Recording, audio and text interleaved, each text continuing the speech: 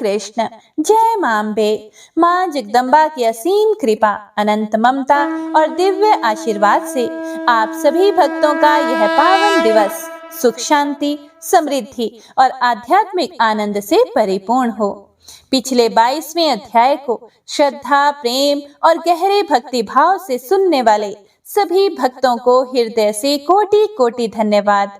माँ भगवती की असीम कृपा आपके जीवन के हर कष्ट को दूर करे, आपके सभी कार्यों को सफल बनाए और आपके घर परिवार में सुख, शांति और सौभाग्य का वास बनाए रखे। हे प्रिय भक्तों, आज हम प्रवेश करने जा रहे हैं चैत्र मास की इस दिव्य, पावन और अलौकिक कथा श्रृंखला के 23वें अध्याय में। यह अध्याय हमें यह संदेश देता है कि जब भक्त सच्चे हृदय से माँ भगवती की शरण में आता है तो माँ स्वयं उसके जीवन की हर बाधा को दूर करती है और उसे सही मार्ग दिखाती है। माँ भगवती की कृपा से जहाँ असफलता होती है वहाँ सफलता का मार्ग बनता है, जहाँ निराशा होती है वहाँ नई आशा का संचार होता है और जहाँ अंधकार होता है वहाँ भक्ति और ज्ञान का प्रकाश फैलने लगता है। जो भी भक्त पूर्ण श्रद्धा, अटूट विश्वास और एकाग्र मन से इस पावन कथा का श्रवण करता है, उसके जीवन में माँ भगवती की विशेष कृपा बरसती है और उसके सभी दुख, भय और संकट धीरे धीरे समाप्त होने लगते हैं। तो आइए भक्तों, अपने मन को शांत करें, भक्ति के दीप को प्रज्वलित करें, सभी चिंताओं को त्याग कर पूर्ण समर्पण भाव से प्रथम पूजनीय विघ्नहर्ता भगवान श्री गणेश जी का स्मरण करें और जगत जननी माँ भगवती का ध्यान करते हुए आज के इस पावन 23वें अध्याय की कथा का मंगलमय शुभारंभ करें। तो प्रेम से बोलिए जय माँ भगवती, जय श्री गणेश। जन्मेजय ने पूछा कि हे मुने, आपने भगवती जगदम्बा की महिमा का प्रसंग भली भांति वर्णन किया। हे कृपानिधि, अब यह बताइए कि 3 चरित्रों का प्रयोग करके पहले किसने देवी की आराधना की थी? संपूर्ण कामनाओं को पूर्ण करने वाली ये देवी सुपूजित होकर पहले किस पर प्रसन्न हुई थी और किसे महान फल भागी होने का सुअवसर प्राप्त हुआ था?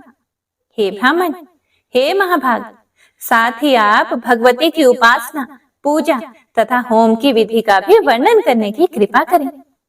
सूत जी कहते हैं, राजा जन्मेजय की बात सुनकर सत्यवती नंदन व्यास जी प्रसन्नता पूर्वक महामाया की महिमा का प्रसंग महाराज को सुनाने लगे। व्यास जी कहते हैं, प्राचीन समय की बात है, स्वारोचिष मनवंतर में सूरथ नाम के एक राजा थे। उनका स्वभाव बड़ा ही उदार था। प्रजा पालन में उनकी बड़ी तत्परता थी। वे सत्यवादी, कर्मनिष्ठ, ब्राह्मणों के उपासक, गुरु में श्रद्धा रखने वाले और सदा अपनी पत्नी से ही प्रेम करने वाले थे।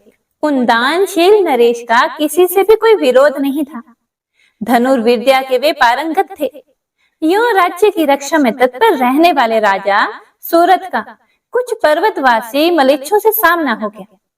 उन मलेच्छों ने अनायास ही उनसे शत्रुता ठान ली।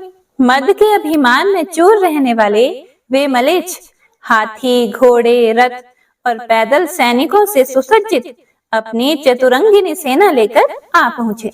अब उन भयंकर मलेच्छों के साथ सूरत का भयानक युद्ध होने लगा। यद्यपि मलेच्छ निर्बल थे और उनकी अपेक्षा राजा में अद्भुत बल था, फिर भी दैववश राजा सूरत युद्ध में उनसे हार गए। उदासीन होकर उन्होंने अपने नगर की राह पकड़ ली। नगर में सूरत का दुर्ग अत्यंत सुरक्षित था। उसके चारों ओर किले थे। वहां पहुंचकर उन्होंने देखा कि उनके प्रधान सहयोगी शत्रु पक्ष के अधीन हो चुके हैं। विचार किया, इस किलों से सुरक्षित विस्तृत दुर्ग में रहकर समय की प्रतीक्षा की जाए अथवा युद्ध किया जाए। मंत्री शत्रु पक्ष के समर्थक हो गए थे, इसीलिए उनसे परामर्श करना सर्वथा अनुचित है। फिर वे मन में सोचने लगे कि यदि शत्रु के आश्रय में रहने वाले ये मेरे दुराचारी मंत्री ही यदि मुझे शत्रुओं के सामने उपस्थित कर देंगे तब क्या होगा? इन नीच बुद्धि वालों के प्रति कभी भी विश्वास नहीं करना चाहिए। जो लोभ के अधीन हो गए हैं उन मनुष्यों द्वारा कौन सा काम नहीं हो सकता। लोभ में भरा हुआ मानव पिता, भ्राता, मित्र, पूजनीय गुरु एवं ब्राह्मण का भी निरंतर द्वेषी बन जाता है। इस समय मेरा दुराचारी मंत्रिमंडल शत्रु वर्ग के आश्रय में चला गया है। इसीलिए इन दुष्टों के प्रति मुझे कभी भी पूरा विश्वास नहीं करना चाहिए।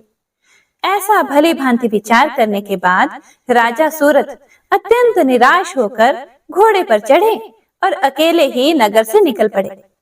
उनके साथ एक भी सहायक नहीं था। वहां से वे एक बीहड़ वन में चले गए। फिर उन बुद्धिमान नरेश ने सोचा कि अब कहाँ चलना चाहिए। यहाँ से 3 योजन की दूरी पर सुमेधा नामक एक महान तपस्वी मुनि का पवित्र आश्रम है। यह बात उनके ध्यान में आ गई, इसीलिए वे वहां से चले गए। नदी के तट पर वह स्थान था। बहुत से वृक्ष उस आश्रम की शोभा बढ़ा रहे थे। सुंदर फूल और फल वाले अनेक वृक्षों से वह स्थान भरा पड़ा था। यह आश्रम अग्निहोत्र के धुएं से प्राणियों को सदा प्रसन्न किए रहता था। उस आश्रम को देखकर राजा सूरत के मन में भी बड़ी प्रसन्नता हुई। उन्होंने निर्भय होकर मुनि के उस आश्रम पर विश्राम करने का निश्चय कर लिया। घोड़ों को एक वृक्ष के नीचे बांध दिया और वे आश्रम में चले गए। उन्होंने वहां देखा कि साखू वृक्ष की छाया में मृग चर्म के आसन पर सुमेधा मुनि विराजमान हैं। मुनि जी शांत होकर विद्यार्थियों को वेदांत पढ़ा रहे थे। तपस्या से उनका शरीर दुर्बल हो गया था। क्रोध, लोभ आदि द्वंद्व भाव उनमें बिल्कुल भी नहीं थे। मन में डाह का नितांत अभाव था। वे सत्यवादी मुनि शांति पूर्वक निरंतर आत्मज्ञान का चिंतन करते रहते थे।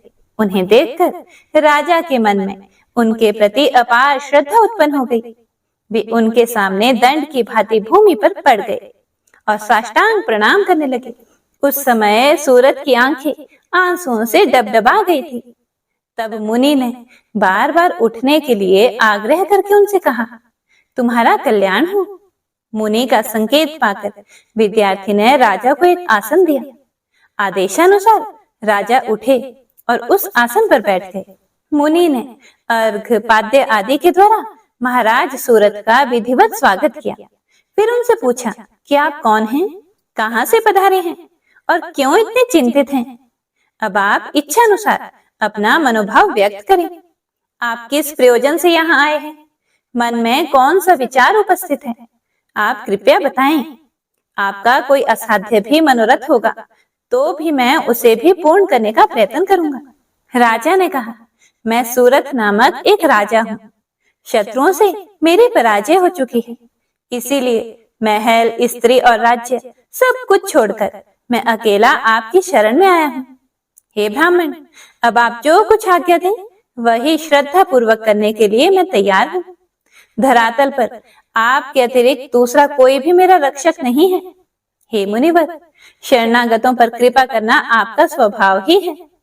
मैं शत्रुओं से अत्यंत भयभीत होकर आपके पास आया हूँ, मुझे बचाने की कृपा करें। मुनिवर बोले कि महाराज, आप निर्भीक होकर यहाँ विराजें। तपस्या का ऐसा प्रभाव है कि आपके अत्यंत पराक्रमी शत्रु भी कदापि यहाँ नहीं आ सकेंगे। राजेंद्र, यहाँ पर हिंसा करना निषेध है, इसीलिए आपको वनवासी जीवन व्यतीत करना चाहिए। तीनी के चावल, फल और मूल खाकर आप जीवन निर्वाह करें। व्यास जी कहते हैं, सुमेधा मुनि की बात सुनकर राजा सूरत के मन से भय दूर हो गया। वे फल मूल खाकर बड़ी पवित्रता के साथ उसी आश्रम पर रहने लगे। एक समय की बात है, राजा उसी आश्रम में एक वृक्ष के नीचे बैठे हुए थे। उनके मन में चिंता की घटा घिर आई थी। उनका मन घर पर चला गया था। वे सोच रहे थे कि निरंतर नीच कर्म करने वाले मलेच्छ शत्रुओं ने मेरा राज्य हड़प लिया है। वे निर्लज, बड़े ही दुराचारी हैं। उनके व्यवहार से प्रजा को महान कष्ट होने की संभावना है। संपूर्ण हाथी और घोड़े भोजन ना पाने से तथा शत्रु से सताए जाने के कारण अत्यंत दुर्बल हो गए होंगे, इसमें कोई भी संदेह नहीं है। जिन्हें मैं पाल पोस चुका था, उन मेरे सेवकों पर अब शत्रुओं का अधिकार हो गया है। निश्चय ही वे सभी कष्ट का अनुभव करते होंगे। वे शत्रु असीम दुराचारी हैं। अपव्यय करना उनका स्वभाव ही है। यह निश्चित है कि उनके द्वारा मेरा धन जुआड़ खानों और शराब खानों में चला गया होगा। खोटी बुद्धि वाले वे शत्रु व्यसन करके मेरे सारे कोष को नष्ट कर डालेंगे। उन मलेच्छों में ऐसी योग्यता तो है नहीं कि वे सुपात्रों को दान दें। मेरे मंत्री भी वैसे ही हो गए हैं। हे प्रिय भक्तों, महाराज सूरत वृक्ष के नीचे बैठकर इस प्रकार की चिंता कर ही रहे थे कि इतने में ही कोई एक वैश्य वहां पर आ पहुंचा। उसके मन में भी महान क्लेश था। उस वैश्य पर राजा की दृष्टि पड़ी। वह पास ही बैठ गया। तब राजा सूरत उससे पूछने लगे कि तुम कौन हो और वन में कहां से अकेले आ गए? महाभाग, तुम्हारे मन में क्यों इतनी दीनता छाई हुई है? शोक से तुम्हारा शरीर दुर्बल हो गया है। तुम सच सच बताओ, 7 पग एक साथ चलने पर ही मैत्री समझ ली जाती है। व्यास जी कहते हैं, महाराज सूरत की बात सुनकर वह आदरणीय वैश्य अपना वृतांत कहने लगा। अब वह शांत चित होकर बैठ गया था। मुझे अच्छे महात्मा पुरुष मिल गए हैं, यह बात उसकी समझ में आ गई थी। वैश्य ने कहा कि हे मित्र, वैश्य जाति मेरा जन्म हुआ है। लोग मुझे समाधि नाम से पुकारते हैं। मेरे पास पर्याप्त धन था। धर्म में मेरी बड़ी आस्था है। मैं कभी भी झूठ नहीं बोलता, किसी से कोई ईर्ष्या नहीं करता। फिर भी मेरे पुत्र और स्त्री धन के बड़े लोभी हैं। उन दुष्टों ने मुझे कृपण बताकर घर से निकाल दिया है। अपने कहलाने वाले उन व्यक्तियों से त्यागे जाने के कारण, जो बड़ी कठिनता से त्यागी जा सकती है, ऐसी प्रचुर संपत्ति को छोड़कर मैं शीघ्र ही वन में चला आया। हे प्रियवर, आप कौन हैं? देखने से आप बड़े ही भाग्यशाली प्रतीत होते हैं। अब आप अपना वृतांत बताने की कृपा करें। राजा ने कहा कि मैं सूरत नामक एक राजा हूँ। डाकू ने मुझे महान कष्ट दिया है। साथ ही मंत्रियों ने भी मेरे साथ धोखा किया है। इसीलिए मैं राज्य को छोड़कर यहाँ समय व्यतीत कर रहा हूँ। हे वैश्यवर, भाग्यवश तुम भी मित्र रूप से यहाँ मेरे पास आ गए। हे महाबुद्धे, इस वन में बड़े ही सुंदर वृक्ष हैं। अब हम दोनों व्यक्ति यही सुख पूर्वक समय व्यतीत करेंगे। चिंता दूर करके स्वस्थ हो जाओ। यही इच्छा अनुसार आनंद मनाते हुए मेरे साथ रहो। वैश्य बोला, मेरा परिवार अब असहाय हो गया है। मेरे बिना वे अत्यंत कष्ट पा रहे होंगे। दुख और शोक से संतप्त होकर वे महान चिंतित हो जाएंगे। राजन, मेरी पत्नी और पुत्र शारीरिक सुख पा रहे हैं अथवा नहीं, इस प्रकार की चिंता से आतुर मेरा मन सदा अशांत बना रहता है। राजन, अपने पुत्र, पत्नी, घर और बंधु बांधवों को मैं फिर कब देखूंगा? घर की चिंता में अत्यंत आकुल मेरा मन किसी प्रकार भी स्वस्थ नहीं हो पाता। राजा सूरत ने कहा कि हे महामते, जिन दुराचारी एवं प्रचंड मूर्ख पुत्रों ने तुम्हें निकाल कर घर से बाहर कर दिया है, उन्हें देखकर अब तुमको कौन सा सुख प्राप्त होगा? दुख देने वाले श्रीहत की अपेक्षा शत्रु को उत्तम माना जाता है। इसीलिए मन को स्थिर करके तुम मेरे साथ आनंद करो। वैश्य ने कहा कि हे राजन, असीम दुख से संतप्त मेरा मन किसी भी प्रकार स्थिर नहीं हो रहा, क्योंकि दुराचारी भी बड़ी कठिनता से जिसका त्याग करते हैं, उस कुटुंब की चिंता मुझे सता रही है। फिर राजा ने कहा कि राज्य संबंधी मानसिक दुख के कारण मैं भी दुखी हूँ। ये मुनि जी बड़े ही शांत स्वरूप हैं। अब हम दोनों व्यक्ति इन्हीं से इस शोक नाश की औषध पूछें। व्यास जी कहते हैं, इस प्रकार विचार करके राजा सूरत और समाधि वैश्य दोनों अत्यंत नम्र होकर शोक का कारण पूछने के लिए सुमेधा मुनि के पास गए। उस समय वे परम आदरणीय ऋषि आसन लगाकर शांत बैठे थे। राजा ने सामने जाकर मस्तक झुकाया और शांति पूर्वक बैठकर उनसे कहना आरंभ किया। राजा सूरत ने कहा कि हे मुनिवर, अभी इन वैश्य से मेरी वन में मित्रता हो गई है। स्त्री और पुत्रों के द्वारा ये घर से निकाल दिए गए हैं। संयोगवश मुझसे इनकी भेंट हो गई। कुटुंब से अलग होने के कारण इनके मन में अपार दुख हो रहा है।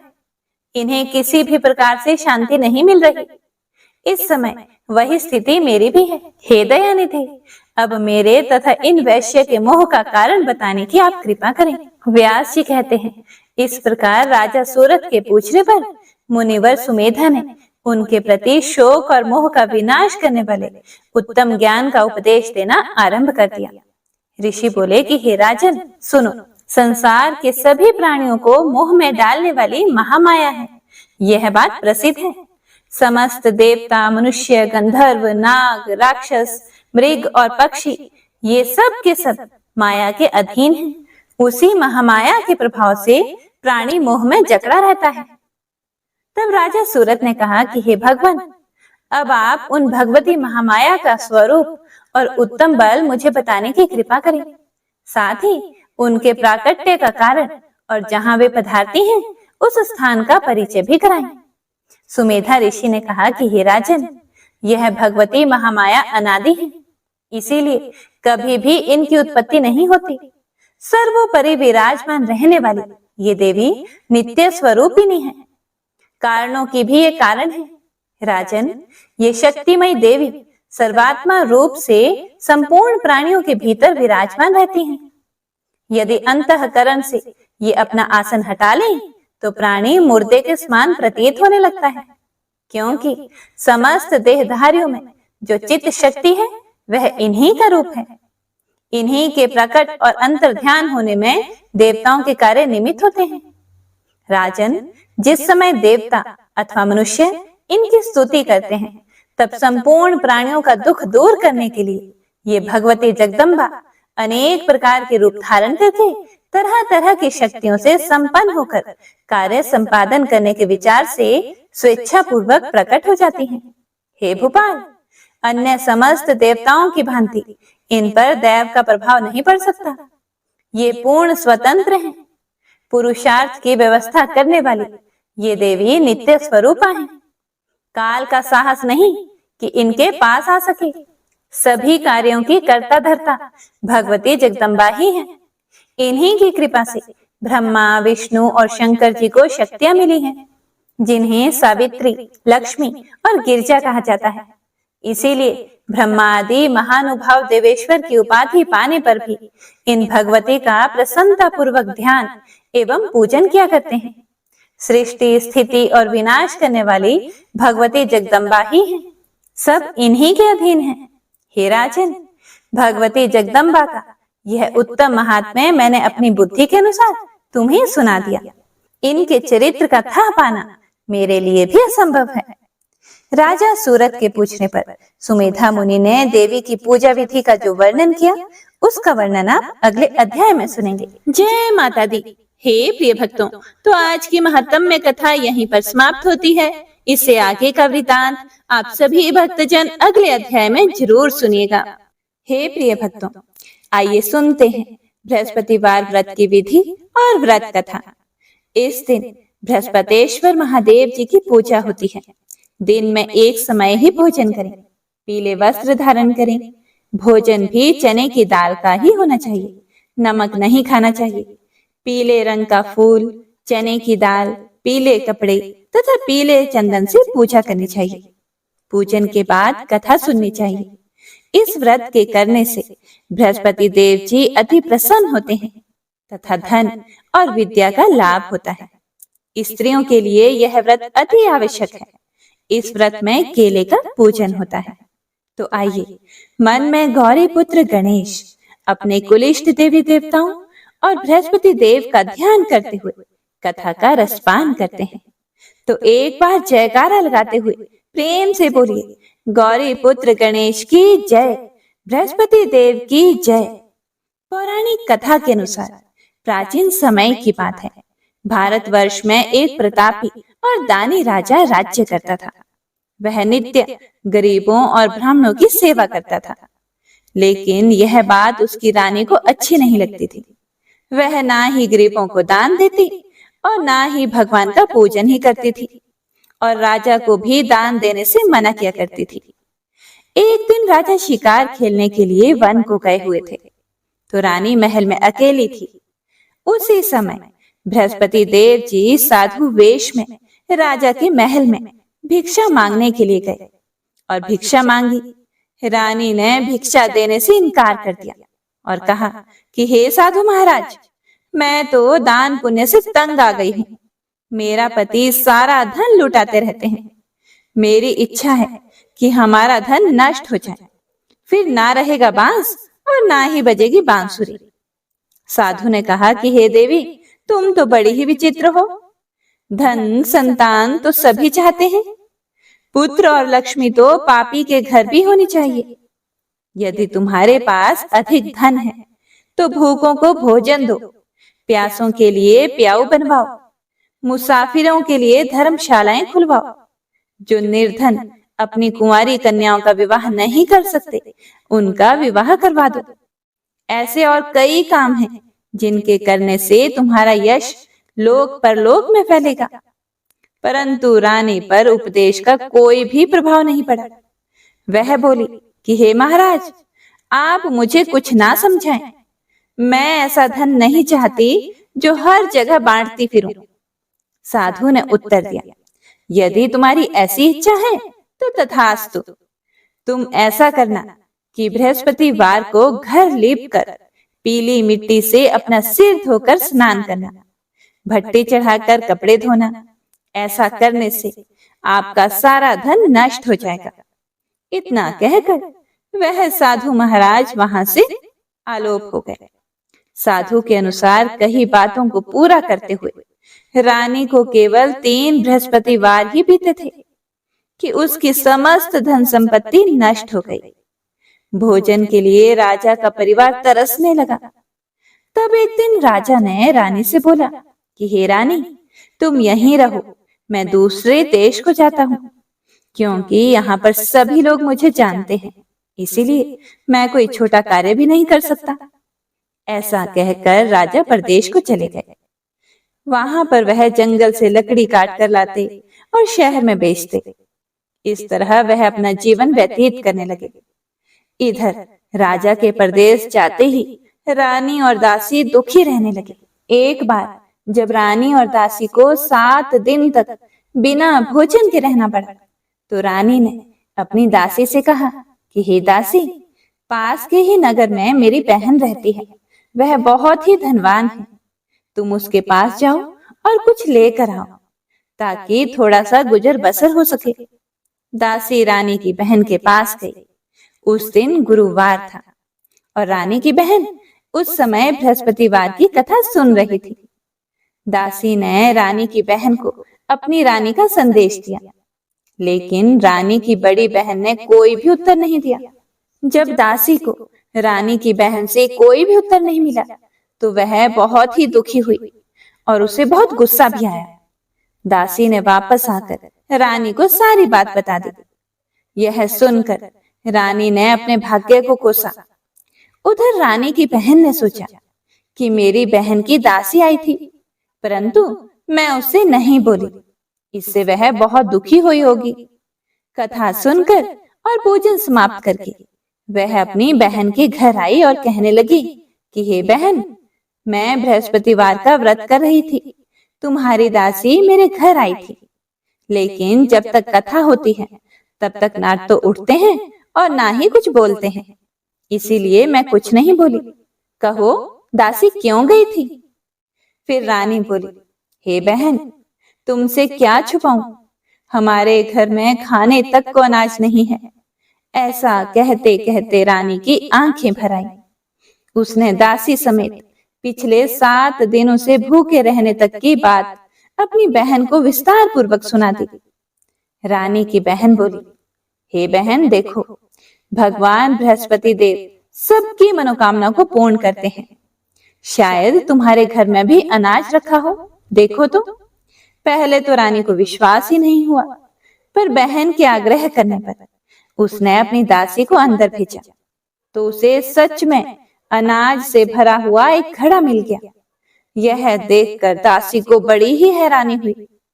दासी रानी से कहने लगी कि हे रानी, जब हमको भोजन नहीं मिलता तो हम व्रत ही तो रखते हैं, इसीलिए क्यों ना इनसे व्रत की कथा और विधि पूछ ली जाए, ताकि हम भी व्रत कर सके। तब रानी ने अपनी बहन से बृहस्पतिवार व्रत के बारे में पूछा। उसकी बहन ने बताया, बृहस्पतिवार के व्रत में चने की दाल और मुनक्का से विष्णु भगवान का केले की जड़ में पूजन करें तथा दीपक जलाएं। व्रत कथा सुने और पीला भोजन ही करें। इससे बृहस्पति देव प्रसन्न होते हैं। व्रत और पूजा विधि बताकर रानी की बहन अपने घर को लौट गई। 7 दिन के बाद जब गुरुवार आया तो रानी और दासी ने व्रत रखा। घुड़साल में जाकर चना और गुड़ लेकर आई। फिर उससे केले की जड़ तथा विष्णु भगवान का पूजन किया, कथा की और आरती की। अब पीला भोजन कहाँ से आए, इस बात को लेकर दोनों बड़ी दुखी हुई, क्योंकि उन्होंने व्रत रखा था। इसीलिए बृहस्पति देव उनसे प्रसन्न थे। इसीलिए वे एक साधारण व्यक्ति का रूप धारण करके 2 थालों में सुंदर पीला भोजन दासी को देकर चले गए। भोजन पाकर दासी बड़ी ही खुश हुई और फिर रानी के साथ मिलकर भोजन ग्रहण किया। उसके बाद वे सभी गुरुवार को व्रत और पूजन करने लगे। बृहस्पति भगवान की कृपा से उनके पास फिर से धन संपत्ति आ गई। हे प्रिय भक्तों, लेकिन रानी फिर से पहले की तरह आलस्य करने लगी। यह देखकर फिर दासी रानी से बोली कि देखो रानी, तुम पहले भी इस प्रकार आलस्य करती थी। तुम्हें धन रखने में कष्ट होता था, इस कारण सभी धन नष्ट हो गया था। और अब जब भगवान बृहस्पति देव की कृपा से धन मिला है तो तुम्हें फिर से आलस्य होता है। रानी को समझाते हुए दासी कहती है कि बड़ी मुसीबतों के बाद हमने यह धन पाया है, इसीलिए हमें दान पुण्य करते रहना चाहिए। अब तुम भूखे मनुष्यों को भोजन कराओ, प्याऊ लगवाओ, ब्राह्मणों को दान दो, कुआं, तालाब, बावड़ी और बाग बगीचे आदि का निर्माण करवाओ, मंदिर, पाठशाला और धर्मशाला बनवाकर दान दो, निर्धनों की कुंवारी कन्याओं का विवाह करवाओ, साथ ही यज्ञ आदि कर्म करो। अपने धन को शुभ कार्यों में खर्च करो, जिससे कि तुम्हारे कुल का यश बढ़े और स्वर्ग प्राप्त हो और पितृ भी प्रसन्न हो। दासी की यह बात सुनकर रानी शुभ कर्म करने लगी। उसका यश फैलने लगा। एक दिन रानी और दासी आपस में विचार करने लगी कि ना जाने राजा किस दशा में होंगे। उनकी कोई खोज खबर भी नहीं है। उन्होंने श्रद्धा पूर्वक बृहस्पति भगवान से प्रार्थना की कि राजा जहां कहीं भी हों, शीघ्र ही वापस आ जाएं। उधर राजा प्रदेश में बड़ा ही दुखी रहने लगा। वह प्रतिदिन जंगल से लकड़ियां काट कर लाता और उसे शहर में बेचकर अपने दुखी जीवन को बड़ी ही कठिनता से व्यतीत कर रहा था। एक दिन दुखी होकर अपनी पुरानी बातों को याद करके वह राजा रोने लगा और उदास हो गया। उसी समय राजा के पास बृहस्पति देव साधु के वेश में आए और बोले कि हे राजन, तुम इस सुनसान जंगल में किस चिंता में बैठे हो, मुझे बतलाओ। यह सुनकर राजा की आंखों में आंसू आ गए। राजा ने हाथ जोड़कर साधु को प्रणाम किया और संपूर्ण कहानी अपनी सुना दी। महात्मा तो दयालु होते हैं। उन्होंने राजा से कहा कि हे राजन, तुम्हारी पत्नी ने बृहस्पतिवार के दिन बृहस्पति भगवान का निरादर किया था, जिसके कारण रुष्ट होकर उन्होंने तुम्हारी यह दशा कर दी है। अब तुम चिंता मत करो, मेरे कहने पर चलो तो तुम्हारे सभी कष्ट दूर हो जाएंगे और भगवान पहले से भी अधिक संपत्ति देंगे। देखो, अब तुम्हारी पत्नी ने बृहस्पतिवार का व्रत शुरू कर दिया है। अब तुम भी बृहस्पतिवार का व्रत शुरू करके चने की दाल और गुड़ जल के लोटे में डालकर केले का पूजन करो। फिर कथा कहो या सुनो, भगवान तुम्हारी सभी मनोकामनाओं को पूर्ण करेंगे। हे प्रिय भक्तों, साधु के ऐसे वचन सुनकर राजा बोले कि हे प्रभु, मुझे लकड़ी बेचकर इतना पैसा नहीं मिलता जिससे भोजन के उपरांत भी कुछ बचा सकूं। रात को मैंने अपनी रानी को बहुत ही व्याकुल देखा है। मेरे पास कोई साधन भी नहीं है जिससे मैं उसकी खबर मंगा सकूं। फिर मैं कौन सी कहानी कहूं, यह भी मुझे मालूम नहीं। साधु ने कहा, हे राजन, मन में बृहस्पति भगवान के पूजन व्रत का निश्चय करो। वे स्वयं ही तुम्हारे लिए कोई ना कोई राह जरूर बना देंगे। बृहस्पतिवार के दिन तुम रोजाना की तरह लकड़ियां लेकर शहर को जाओ। तुमको रोज से दुगुना धन प्राप्त होगा, जिससे तुम भली भांति भोजन कर लोगे तथा बृहस्पति देव की पूजा का सामान भी आ जाएगा। और तुमने जो बृहस्पतिवार की कहानी के बारे में मुझसे पूछा है वह इस प्रकार है, ध्यान पूर्वक सुनो। साधु महाराज उसे कहानी सुनाते हुए बोले, प्राचीन काल में एक ब्राह्मण रहता था। वह बहुत ही गरीब था। उसके कोई संतान भी नहीं थी। उसकी पत्नी बड़ी ही मलिनता के साथ रहती थी। वह ना तो स्नान करती और ना ही किसी देवता का पूजन किया करती थी। इससे ब्राह्मण देवता बड़े ही दुखी रहते थे। बेचारे बहुत कुछ कहते थे, किंतु उसका कुछ भी परिणाम नहीं निकलता था। भगवान की कृपा से ब्राह्मण की पत्नी की कन्या रूपी रतन पैदा हुआ। कन्या बड़ी होने पर प्रातः स्नान करके विष्णु भगवान का जप व बृहस्पतिवार का व्रत करने लगी। अपने पूजन पाठ को समाप्त करके विद्यालय जाती तो अपनी मुट्ठी में जौ भर के ले जाती और पाठशाला के रास्ते में डालती जाती। तब ये जौ स्वर्ण के हो जाते। लौटते समय उनको बीन कर घर ले आती थी। एक दिन वह बालिका सूप में उस सोने के जौ को फटक कर साफ कर रही थी कि उसकी माता ने उसे देख लिया और कहा कि हे बेटी, सोने के जौ के लिए सोने का सूप भी तो होना चाहिए। दूसरे ही दिन बृहस्पतिवार था। इस कन्या ने व्रत रखा और बृहस्पति देव से प्रार्थना करके कहा कि मैंने आपकी पूजा सच्चे मन से की हो तो मेरे लिए सोने का सूप दे दो। बृहस्पति देव ने उसकी प्रार्थना स्वीकार कर ली। रोजाना की तरह वह कन्या जौ फैलाती हुई जाती तथा वापस लौटती पर जौ बीन कर लाती। तो बृहस्पति देव की कृपा से सोने का सूप मिल गया। उसे वह घर ले आई और उसमें जौ साफ करने लगी, परंतु उसकी माँ का तो वही ढंग रहा। एक दिन की बात है, वह कन्या सोने के सूप में जौ साफ कर रही थी। उसी समय उस शहर का राजपुत्र वहां से होकर जा रहा था। इस कन्या के रूप और कार्य को देखकर वह उस पर मोहित हो गया तथा अपने घर आकर भोजन तथा जल त्याग कर उदास होकर सो गया। जब राजा को इस बात का पता लगा तो अपने प्रधानमंत्री के साथ उसके पास गए और बोले कि हे बेटा, तुम्हें किस बात का कष्ट है? किसी ने अपमान किया है अथवा और कोई कारण हो तो वह भी कहो। मैं वही कार्य करूंगा जिससे तुम्हें खुशी मिले। अपने पिता की ये सभी बातें सुनकर वह बोला कि मुझे आपकी कृपा से किसी भी बात का दुख नहीं है। किसी ने मेरा अपमान भी नहीं किया है, लेकिन मैं उस लड़की से विवाह करना चाहता हूँ जो सोने के सूप में जौ साफ कर रही थी। यह सुनकर राजा को बड़ा ही आश्चर्य हुआ और वह बोला कि हे बेटा, इस तरह की कन्या का पता तुम ही लगाओ। मैं उसके साथ तेरा विवाह अवश्य ही करवा दूंगा। राजकुमार ने उस लड़की के घर का पता बतलाया। तब मंत्री उस लड़की के घर गए और ब्राह्मण देवता को सभी हाल बतलाया। ब्राह्मण देवता राजकुमार के साथ अपनी कन्या का विवाह करने के लिए तैयार हो गए तथा विधि विधान के अनुसार ब्राह्मण की कन्या का विवाह राजकुमार के साथ हो गया। कन्या के घर से जाते ही पहले की ही तरह उस ब्राह्मण देवता के घर में गरीबी का निवास हो गया। अब भोजन के लिए भी अन्न बड़ी मुश्किल से मिलता था। एक दिन दुखी होकर ब्राह्मण देवता अपनी पुत्री के पास गए। बेटी ने पिता की दुखी अवस्था को देखा और अपनी माँ का हालचाल पूछा। तब ब्राह्मण देवता ने सभी हाल बता दिया। कन्या ने बहुत सा धन देकर अपने पिता को विदा कर दिया। इस तरह ब्राह्मण का कुछ समय सुखपूर्वक बीत गया।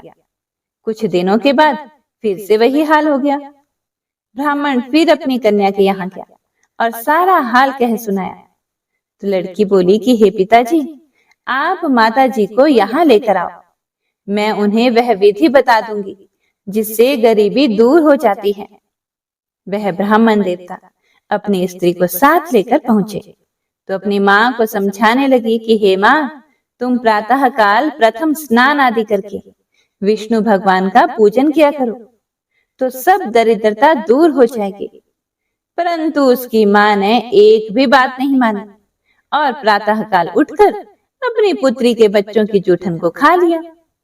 इससे उसकी बेटी को भी बहुत गुस्सा आया और एक रात को कोठरी से सभी सामान निकाल दिया और अपनी माँ को उसमें बंद करवा दिया। सुबह होते ही उसने अपनी माँ को वहां से निकाल दिया तथा स्नान आदि करवा के पाठ करवाया, तो उसकी माँ की बुद्धि ठीक हो गई और फिर प्रत्येक बृहस्पतिवार को वह व्रत रखने लगी। इस व्रत के प्रभाव से उसके माँ बाप बहुत ही धनवान और पुत्रवान हो गए। बृहस्पति जी के प्रभाव से इस लोक के सुख भोगकर स्वर्ग को प्राप्त हुए। कथा कहकर साधु बने बृहस्पति देव वहां से अंतर ध्यान हो गए। धीरे धीरे समय व्यतीत होने पर फिर वही बृहस्पतिवार का दिन आया। राजा जंगल से लकड़ी काट कर किसी शहर में बेचने गया। उसे उस दिन और दिन से अधिक पैसा मिला। राजा ने चना गुड़ आदि लाकर गुरुवार का व्रत किया। उस दिन से उसके सभी दुख दूर हो गए। परंतु जब दोबारा गुरुवार का दिन आया तो बृहस्पतिवार का व्रत करना वह भूल गया। इस कारण बृहस्पति भगवान नाराज हो गए। उस दिन उस नगर के राजा ने विशाल यज्ञ का आयोजन किया हुआ था तथा शहर में यह घोषणा करा रखी थी कि कोई भी मनुष्य अपने घर में भोजन ना बनाए, न आग जलाए। सभी जनता मेरे यहाँ भोजन करने आए। इस आज्ञा को जो ना मानेगा उसे फांसी की सजा दी जाएगी।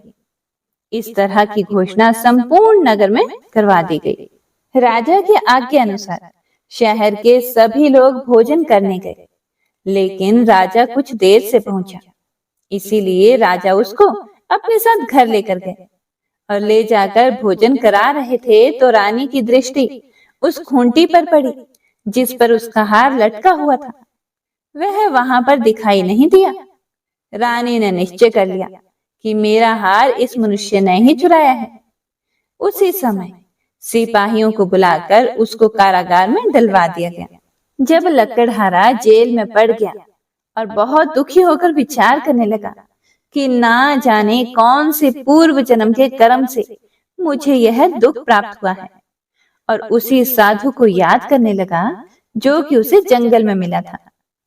उसी समय तत्काल बृहस्पति देव साधु के रूप में प्रकट हो गए और उसकी दशा को देखकर कहने लगे कि अरे मूर्ख, तूने बृहस्पति देव की कथा नहीं की, इस कारण तुझे दुख प्राप्त हुआ है। अब चिंता मत कर, बृहस्पतिवार के दिन जेल के दरवाजे पर 4 पैसे तुझे पड़े हुए मिलेंगे। उनसे तुम बृहस्पति देव की पूजा करना और तेरे सभी कष्ट दूर हो जाएंगे। बृहस्पतिवार के दिन उसे जेल के दरवाजे पर 4 पैसे मिले। लकड़हारे ने कथा कही। उसी रात को बृहस्पति देव ने उस नगर के राजा को स्वप्न में कहा कि हे राजन, तुमने जिस आदमी को जेल में बंद कर दिया है वह बिल्कुल निर्दोष है। वह एक राजा है, उसे छोड़ देना। रानी का हार उसी खूंटी पर लटका है। अगर तू ऐसा नहीं करेगा तो मैं तेरे राज्य को नष्ट कर दूंगा। इस तरह रात के स्वप्न को देखकर राजा प्रातः काल उठा और खूंटी पर हार देखकर लकड़हारे को बुलाकर क्षमा मांगी तथा लकड़हारे को योग्य सुंदर वस्त्र आभूषण देकर विदा कर दिया। बृहस्पति देव की आज्ञा अनुसार लकड़हारा अपने नगर को चल दिया। राजा जब अपने नगर के पास ही पहुंचा तो उसे बड़ा ही आश्चर्य हुआ। नगर में पहले से भी ज्यादा अधिक बाग, तालाब, कुएं तथा बहुत सी धर्मशाला, मंदिर आदि बनवाए गए थे। राजा ने पूछा कि यह किसका बाग और धर्मशाला है।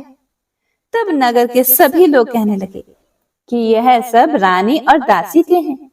तो राजा को यह सुनकर बड़ा ही आश्चर्य हुआ और गुस्सा भी आया कि रानी के पास इतना पैसा कहां से आ गया। जब रानी ने यह खबर सुनी कि राजा आ रहे हैं तो उन्होंने दासी से कहा कि दासी, देख, राजा हमको कितनी बुरी हालत में छोड़ के गए थे। हमारी ऐसी हालत देखकर वह लौट ना जाए, इसीलिए तुम दरवाजे पर खड़ी हो जाओ। आज्ञा अनुसार दासी दरवाजे पर खड़ी हो गई। जब राजा आए तो वह राजा को अपने साथ लेकर आई। तब राजा ने क्रोध करके अपनी रानी से पूछा कि यह धन तुम्हें कैसे प्राप्त हुआ। तब उन्होंने कहा, हमें यह सब कुछ, सारा धन बृहस्पति देव के इस व्रत के प्रभाव से प्राप्त हुआ है। राजा ने फिर निश्चय कर लिया कि 7 रोज बाद जो सभी बृहस्पति देव का पूजन करते हैं, परंतु मैं प्रतिदिन 3 बार कहानी तथा रोज व्रत किया करूंगा। अब हर समय राजा के दुपट्टे में चने की दाल बंद ही रहती तथा दिन में 3 बार कहानी कहता। एक रोज राजा ने विचार किया कि चलो अपनी बहन के यहाँ हो आए। इस तरह निश्चय करके राजा घोड़े पर सवार होकर अपनी बहन के यहाँ को चलने लगा। रास्ते में उसने देखा कि कुछ आदमी एक मुर्दे को लेकर जा रहे हैं। उन्हें रोककर राजा कहने लगा कि अरे भाइयों, मेरी बृहस्पति देव की कथा सुन लो। वे बोले, लो, हमारा तो आदमी मर गया और इसको अपनी कथा की पड़ी है। परंतु कुछ आदमी बोले कि अच्छा कहो, हम तुम्हारी कथा भी सुनेंगे। राजा ने दाल निकाली और जब कथा आधी हुई तो मुर्दा हिलने लगा और जब कथा समाप्त हो गई तो राम राम करके मनुष्य उठकर खड़ा हो गया। आगे रास्ते में उसे एक किसान खेत में हल चलाता हुआ मिला।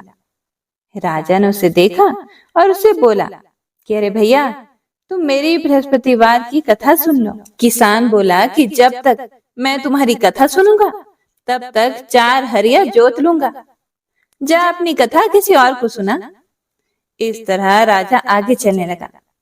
राजा के हटते ही बैल पछाड़ खाकर गिर गए तथा किसान के पेट में बड़ी जोर का दर्द होने लगा। उस समय उसकी माँ रोटी लेकर आई। उसने जब यह देखा तो अपने पुत्र से सब हाल पूछा और बेटे ने सभी हाल कह सुनाया। तो बुढ़िया दौड़ी दौड़ी उस घुड़सवार के पास गई और उससे बोली कि मैं तेरी कथा सुनूंगी, तू अपनी कथा मेरे खेत पर चलकर ही कहना। राजा ने बुढ़िया के खेत पर जाकर कथा कही, जिसके सुनते ही वह बैल उठ खड़ा हुआ तथा किसान के पेट का दर्द भी बंद हो गया। राजा अपनी बहन के घर पहुंचा। बहन ने भाई की खूब मेहमानी की। दूसरे ही दिन प्रातःकाल राजा जगा तो वह देखने लगा कि सब लोग भोजन कर रहे हैं। राजा ने अपनी बहन से कहा, ऐसा कोई मनुष्य है जिसने भोजन नहीं किया हो? मेरी बृहस्पतिवार की कथा सुन लो। बहन बोली, हे भैया, यह देश ऐसा ही है। पहले यहाँ लोग भोजन करते हैं, उसके बाद में अन्य काम करते हैं। अगर कोई पड़ोस में हो तो देख आती हूँ। वह ऐसा कहकर देखने चली गई, परंतु उसे कोई भी ऐसा व्यक्ति नहीं मिला जिसने भोजन ना किया हो। इसीलिए वह एक कुम्हार के घर में गई, जिसका लड़का बीमार था। उसे मालूम हुआ कि उनके यहाँ 3 रोज से किसी ने भी भोजन नहीं किया है। रानी ने अपने भाई की कथा सुनने के लिए कुम्हार से कहा और वह तैयार भी हो गया। राजा ने जाकर बृहस्पतिवार की कथा कही, जिसको सुनकर उसका लड़का ठीक हो गया। अब तो राजा की प्रशंसा होने लगी। एक रोज राजा ने अपनी बहन से कहा कि हे बहन, हम अपने घर को जाएंगे, तुम भी तैयार हो जाओ। राजा की बहन ने अपनी सास से कहा। फिर सास ने कहा कि हाँ चली जा, परंतु अपने लड़कों को मत लेकर जाना, क्योंकि तेरे भाई के कोई भी औलाद नहीं है। बहन ने अपने भैया से कहा कि हे भैया, मैं तो चलूंगी, पर कोई बालक नहीं चलेगा। राजा बोला, जब कोई बालक नहीं चलेगा तब तुम भी क्या करोगी? बड़े दुखी मन से राजा अपने नगर को वापस लौट आया। राजा ने अपनी रानी से कहा कि हम निर्वंशी हैं, हमारा मुंह देखने का धर्म नहीं है और कुछ भोजन आदि नहीं किया। रानी बोली कि हे प्रभु, बृहस्पति देव ने हमें सब कुछ दिया है, वही हमें औलाद भी देंगे। उसी रात को बृहस्पति देव ने राजा से स्वप्न में कहा कि हे राजा, उठो, सभी सोच त्याग दो, तेरी रानी गर्भ से है। यह सुनकर राजा बहुत खुश हुआ।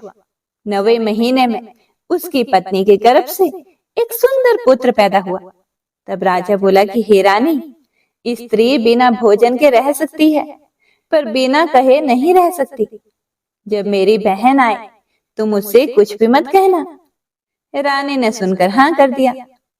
जब राजा की बहन ने यह शुभ समाचार सुना तो वह भी बहुत खुश हुई तथा बधाई लेकर अपने भाई के यहाँ आई। तब रानी ने कहा कि जब तुम्हारे भाई ने आने को कहा था तब तो तुम नहीं आई, अब कैसे आ गई? राजा की बहन बोली, भाभी, मैं इस प्रकार ना कहती तो तुम्हें औलाद कैसे मिलती? बृहस्पति देव ऐसे ही हैं। जैसी जिसके मन में कामनाएं हैं सभी को वे पूर्ण करते हैं। जो सद्भावना पूर्वक बृहस्पतिवार का व्रत करता है एवं कथा पढ़ता अथवा सुनता है, दूसरों को सुनाता है, बृहस्पति देव उसकी सभी मनोकामनाओं को पूर्ण करते हैं। भगवान बृहस्पति देव उसकी सदैव रक्षा करते हैं। संसार में जो मनुष्य सद्भावना से भगवान जी का पूजन व्रत सच्चे हृदय से करते हैं तो उनकी सभी मनोकामनाएं पूर्ण करते हैं।